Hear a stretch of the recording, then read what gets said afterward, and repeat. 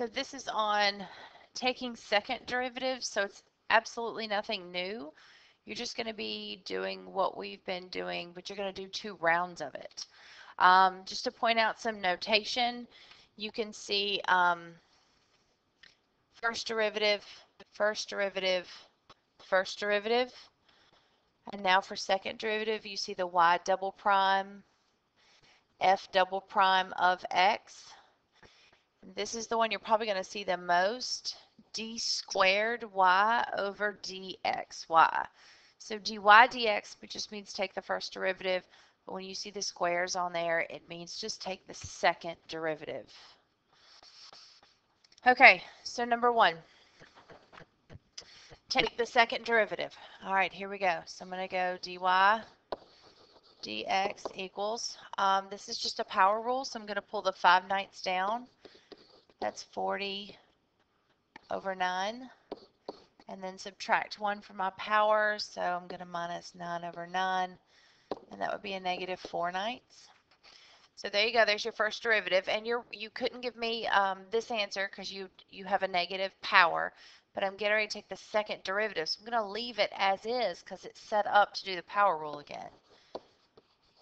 So here's my second derivative. I'm going to do the power rule again, so I'm going to bring the power down. So that would be negative 160 over 81, and then I'm going to subtract 1, and then just to clean it up, so I don't have negatives on my powers. So it's just 2 rounds of what we've been doing. Number 2, of course, trig. This one gets a little bit more complicated because it has an of. This is a chain rule, so you still need to think just for the first derivative, and here I'm going to use y prime just so you can see different notations. Your outer layer is the trig, so the derivative of sine would be cosine. Don't touch your of. And then I'm going to times it by the derivative of the of, which is, okay. So I've got trig, and then I'm multiplying it by this. So when I go second derivative, now I have the product rule. So I'm going to leave it. Then I'm going to take the derivative, and then plus, and then I'm going to take the derivative. Okay, that's the outside. The inside is going to be the of. And then I've got to bring this guy down for the leave it part. So everything in here was the derivative of him. And then everything in here was the derivative of him. And everything that's not highlighted was the leave it part. So now I'm just going to clean. So 150x to the 4th cosine 5x to the 6th. I've got a negative right there, and I've got all that. So minus 900 x to the 10th sine of 5x to the 6th. I can't GCF any trig out. I could GCF, looks like a 50x to the 4th out. So if it was multiple choice, just watch out for them doing something like that. But what you have right there is just fine. Okay, number 3, I hope you know by now that this is not a quotient rule. It can be a quotient rule, but that's not the simplest way. I'm going to clean first,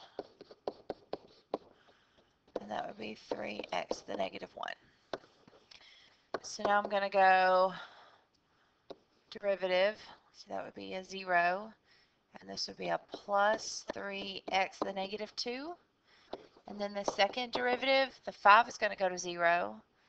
And that's going to be a negative 6x to the negative 3. So negative 6 over x to the 3rd. Love that one. Number 4. Okay, so for your first Derivative, this is a chain rule. It's got a power and then it's got the inside. So power first times the inside. I'm going to clean that up before I go again.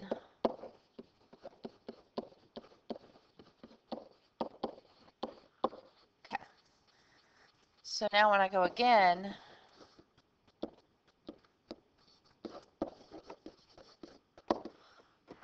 I've got that guy times that guy. All right, so leave it. Okay, derivative of this back end, so the outside's a power. And then times the derivative of the inside. Okay. And then, so that was leave it, derivative. Okay, so now I'm going to go plus. I'm going to derivative, and I'm going to leave it.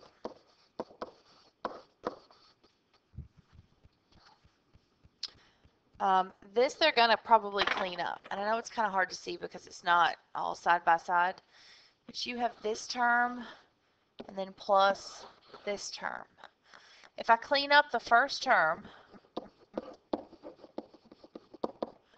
I've got this guy and this guy and this guy. And that's going to give me 432x to the fourth, 2x to the third minus 5 squared, and then plus this. Oh, cute. So let's see. I can take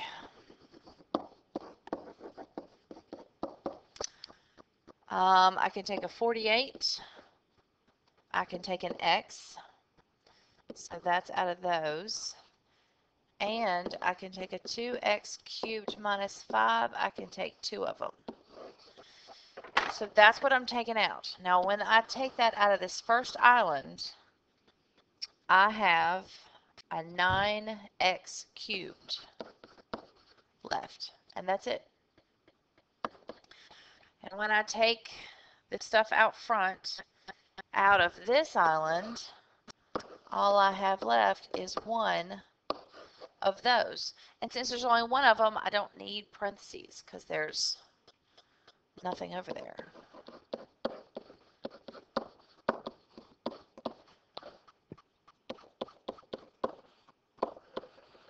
There you go.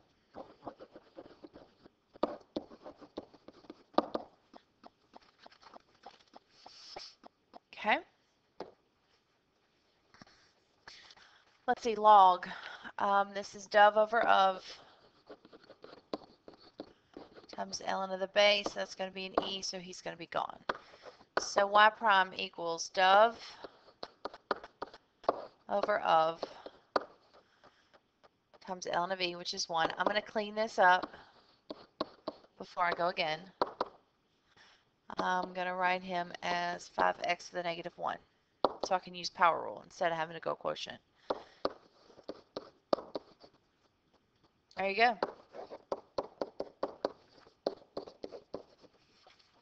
Easy peasy. Dov over of, clean it up, and then I rewrote it to make it easier to go again, and then just power rule again. And let's see, this one is, the first derivative is leave it, and then d of the up times ln of the base, which is e. So that's what I have, and then now I'm a product rule. So leave it, derivative, plus derivative would be leave it, d of the up, and then leave it. Okay, so to make sure you're clear, all of this is the derivative of him, and this is the derivative of him. And what's not highlighted is the leave it part for the product rule. So now I have 2e to the x squared plus 4x squared e to the x squared, which is fine for me, but multiple choice. Let's see, they could take out a 2 and an e to the x squared and leave you with 1 plus 2x squared if they wanted to. Okay, so there's second derivative. Super easy. Just be careful, but absolutely nothing new. You're just doing 2 rounds of it. Okay, the other thing I want to talk about is evaluating. And this is, again, it's super easy. Be on your toes about whether you're doing the first derivative or the second derivative. And the other piece of advice is don't clean up your derivative so much before you plug in the value that you're evaluating it at. So like number 1 is the second derivative of 1. Okay, so I'm going to find the second derivative and then I'm going to shove a 1 in there. My point is don't clean up your derivative before you plug the 1 in because you run the risk of making a careless mistake. Plug in as soon as you get that second derivative. Okay, so first derivative.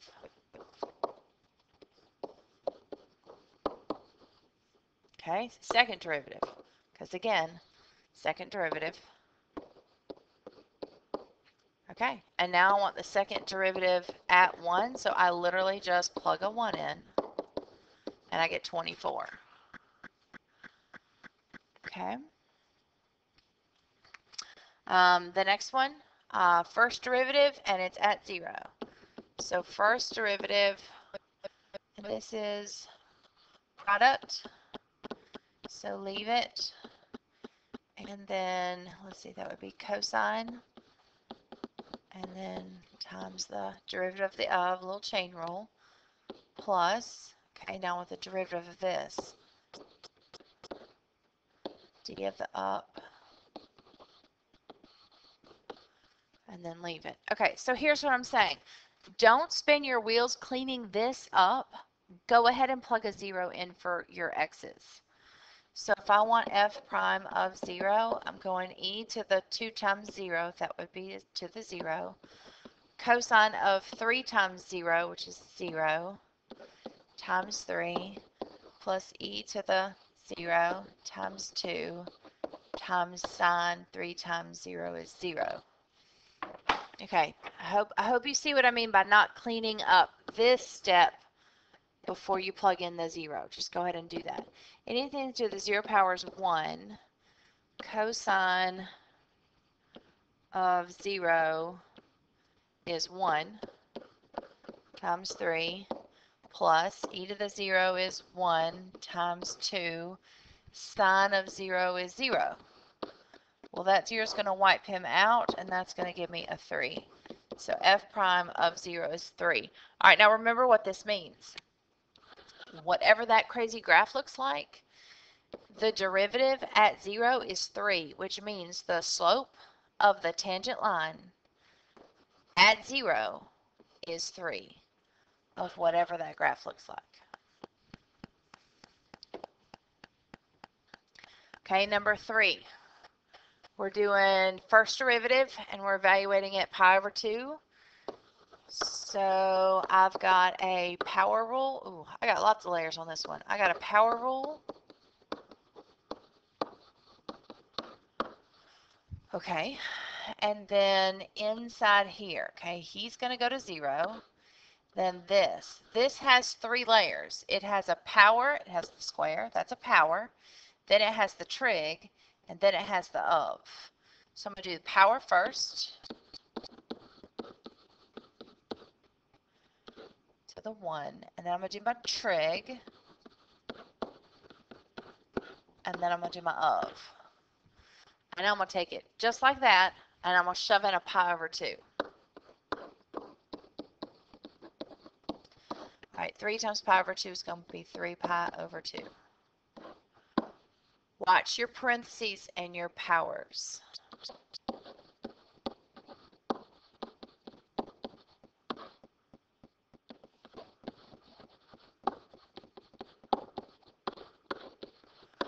Okay, 3 pi over 2 is 0, negative 1. Okay, now let's make sure everybody is good with this step right here. Okay. This says, find me sine of 3 pi over 2 and then square it. Don't square the 3 pi over 2. Find me sine of 3 pi over 2. Okay, well, 3 pi over 2, sine is a -1, and then square it. So that's now a 1. And then, well, we'll do that in a little bit. And now this is 2 times sine of 3 pi over 2 with no powers on it. So that's a -1. Cosine of 3 pi over 2 is 0, which is a 3. This is all multiplication, and there's a 0 in there, so the whole thing goes to 0.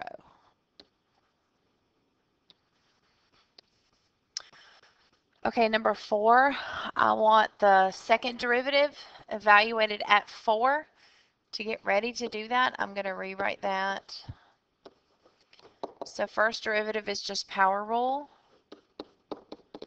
And again, I'm not going to swing that x to the bottom because I'm going to take the second derivative.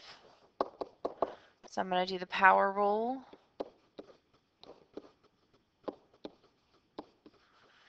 And now I'm going to plug in a 4, but I really need to think about what that power means. So I'm going to go ahead and do this. That would be the square root, plug in my 4, and he gets cubed. Square root of 4 is 2. 2 cubed is 8. So that would be a -1/2. So slow down and really watch your signs and your powers and your roots.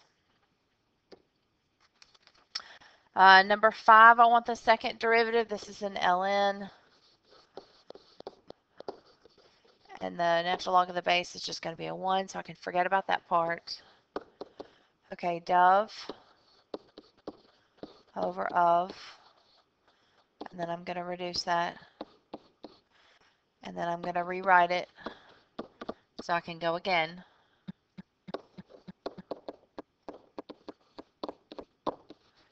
Okay, so now I'm good. Sorry, second derivative. So now I'm going to plug in a 3. And that's going to get 3 squared. So -1/3.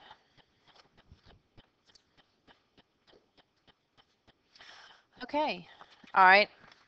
This is a great example of not worrying about cleaning it up. So this has got to be a quotient rule. I want the first derivative, thank goodness, and I only have to plug in a 2. So here I go. Low, d high, minus high, d low, over low, low. I'm not going to clean any of this up. I'm just going to start shoving in a 2. All right, 2 to the 4th. 16 minus 2 cubed is 8. 2 times 2 is 4. Plus 2 is 6. 2 squared is 4. 2 times 2 is 4. 2 cubed is 8. Times 4 is 32. 2 squared is 4. Times 3 is 12. 2 to the 4th is 16. Minus 2 cubed is 8 squared. So that'd be an 8 times 6 is 48. That's a 16, and that's a 20. So, no, 4 plus 4 is not 16. My goodness, 4 plus 4 is 8. Times 20 would be 160. 6 minus 8 is 8. 8 squared is 64. So negative 112 over 64, which reduces to -7/4. So I hope you're seeing what I'm talking about taking the derivative and then immediately plugging in that value instead of trying to clean up don't try to clean all this up. Don't GCF, don't lobster, don't do any of that stuff. Just get your derivative and then plug in your value. Okay, last one. This is a product, and I want the first derivative at 1. So first we'll find the first derivative. So leave it, derivative, plus derivative, leave it. Okay, and I'm not cleaning any of that up. I'm going to plug in a 1. Watch your notation out here. Make sure you're showing what each step represents. Okay, 1 to the 4th is 1. 1 squared is 1. 1 squared is 1 times 8 is 8. 1 cubed is 1 times 4, 2. Okay, he's going to be a 0, which is going to wipe all that out. That's a 2, and that's a 3, and that's multiplication. So 6. Okay, super easy. Just slow down. But this is why it's so important for you to know your derivative rules so much, because now we're sort of getting into that application. So take your time.